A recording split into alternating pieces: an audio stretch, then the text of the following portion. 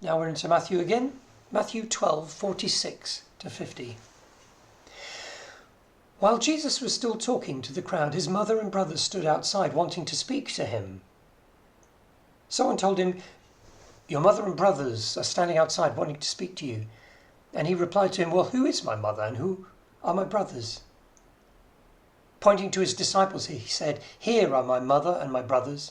For whoever does the will of my Father in heaven is my brother and my sister and my mother." So I'm sure Jesus did love his mother and his half-brothers. I'm sure he was confident of their love. And one version of this story, they're sent to see Jesus because they think he might be going mad. And that's interesting because Jesus' life was not normal. They wanted him to be safe, to put him in a box, to make him nice. And that's understandable because they were probably concerned for his well-being and his welfare. But of course his mother should have known better. But although Jesus is kind and good, he isn't nice. You can't put him in a box. You can't make him safe.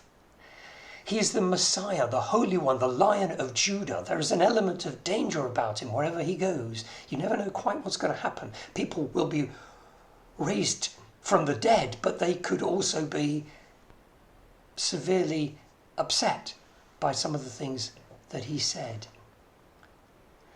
And he is kind, but he is also king. And you can't squeeze him back into his family and make him normal. He isn't normal. And that took his family quite some time to work out. And the funny thing is, he says, anyone who does the will of my Father in heaven is my brother, my sister, and my mother. So if you do the will of God, you are Jesus' brother, his sister, his mother. Isn't that amazing? That's you.